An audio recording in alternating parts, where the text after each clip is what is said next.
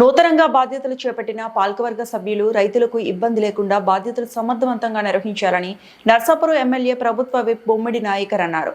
మొగల్తూరు వ్యవసాయ సహకార పరపతి సంఘం చైర్మన్ గా నిప్పులేటి తారక రామారావు, పర్సన్లు మైలాబత్తుల రాంబాబు, కౌరు నాగేశ్వరరావుల ప్రమాణ స్వీకార మహోత్సవానికి ఆయన ముఖ్య అతిథిగా హాజరై మాట్లాడుతూ గత వైసీపీ ప్రభుత్వంలో రైతులు తీవ్ర ఇబ్బందులు ఎదుర్కొన్నారని, పండించిన పంటను అమ్ముకునేందుకు కనీసం గోనె సంచులు ఇవ్వలేని నాయకత్వాన్ని ఆ రోజు రైతులు చూశారని, నేడు కూటమి ప్రభుత్వం అధికారంలోకి వచ్చిన వెంటనే రైతులకు 48 గంటల్లోనే ధాన్యం డబ్బులు చెల్లించడంతో పాటు అన్నదాత సుఖీభవ పథకం అందించామని, అలాగే రైతులకు వ్యవసాయ పనిముట్లు, ఎరువులు, పురుగు మందులు అందుబాటులోకి తీసుకొచ్చామని చెప్పారు.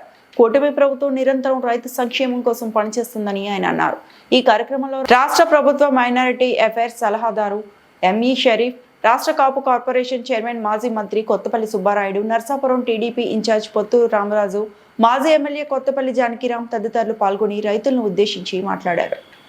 ఉన్న 12 సొసైటీల్లో పెద్ద సొసైటీగా ఎక్కువ టర్నోవర్ ఉన్నటువంటి మొగల్తూర్ సహకార పరపతి సంఘానికి అధ్యక్షులుగా నాకు అత్యంత ప్రీతివంతమైనటువంటి నిప్పులేటి తారక రామారావు గారిని ఈ సొసైటీకి అధ్యక్షుడిగా పెట్టడం కూడా, అంటే ఈ సొసైటీ యొక్క విధి విధానాలు మరి పెద్ద సుబ్బారెడ్డి గారు చెప్పారు, సొసైటీ సెక్రటరీ గారు చెప్పారు, రామారావు గారు చెప్పారు. ఈ సొసైటీలో అనుభవం కూడా పూర్తి అనుభవం ఉంది. ఆయన ఇక్కడే కూడా ఆయన ఉద్యోగం చేసుకుంటూ ఇక్కడే పదవి విరమణ చేయడం, అలాంటి అనుభవం ఉన్న వ్యక్తిని మరి సొసైటీకి చైర్మన్గా చేయడం కూడా మరి రాబోయే రోజుల్లో ఈ సొసైటీని మంచి అభివృద్ధి పథకం ముందుకు తీసుకెళ్తారని చెప్పి మరి వారి నాయకత్వాన్ని ఇక్కడ మేము ఏర్పాటు చేయడం, ఈ కూటమి ద్వారా రామారావు గారికి ఈ బాధ్యతను మేమందరూ కూడా అప్పగించడం జరిగింది.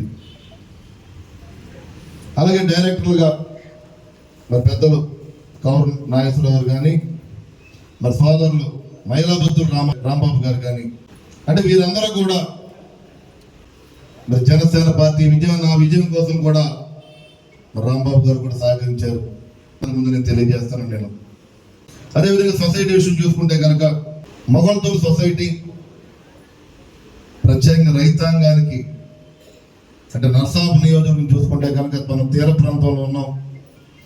అదేవిధంగా ప్రకృతి వైపరీత్యాలు వివిధ రకాలుగా మన నియోజకవర్గానికి, ఎందుకంటే తీర ప్రాంతంలో ఉండడం వల్ల తుఫాన్లు కానీ వచ్చినప్పుడు కానీ మొదటగా నష్టపోతుంది రైతాంగం. ఇక్కడ రైతులు నష్టపోతున్నారు. గత పూర్వం చూసుకుంటే కనుక దాదాపు 30,000 ఎకరాలు సాగు చేసుకున్న పరిస్థితి రైతాంగం ఇక్కడ.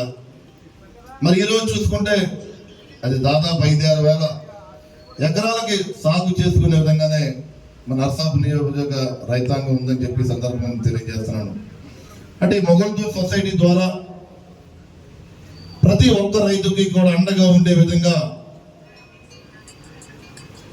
మరి ఏదైనా సబ్సిడీ రూపంలో అవ్వచ్చు, ప్రభుత్వ రుణాల నుంచి వారికి నిధులు సమకూర్చే విధంగా ఈ యొక్క సొసైటీ బ్యాంక్ అన్నది పూర్తిగా రైతు పక్షాన రైతుల కోసం పూర్తిగా కష్టపడి పనిచేయాలని చెప్పి మరి ఏదైతే 3-man కమిటీ ఉందో ఆ కమిటీకి సందర్భంగా నేను తెలియజేస్తాను. నేను ఏదైతే మన ప్రజలకు చెప్పామో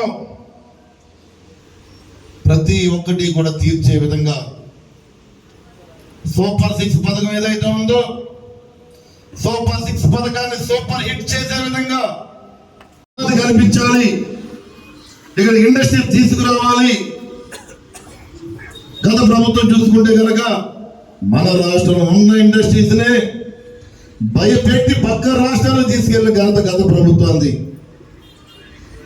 ఏ ఒక్క ఇండస్ట్రీ స్మాల్ స్కేల్ కానీ భారీ పరిశ్రమ ఇండస్ట్రీస్ కానీ ఏది కూడా ఒక్క ఇండస్ట్రీ కూడా ఇక్కడ రాలేదు. మరి ఈరోజు మన ఎన్డీఏ ప్రభుత్వం ద్వారా పొరుగు రాష్ట్రాల నుంచే కాదు పొరుగు దేశాల నుంచి కూడా 10 లక్షల కోట్ల రూపాయలతో పెట్టుబడులు పెట్టే విధంగా యువతకి ఉపాధి కల్పించే విధంగా మన ప్రభుత్వం ముందుకెళ్తుందని చెప్పి సందర్భంగా నేను తెలియజేస్తున్నాను.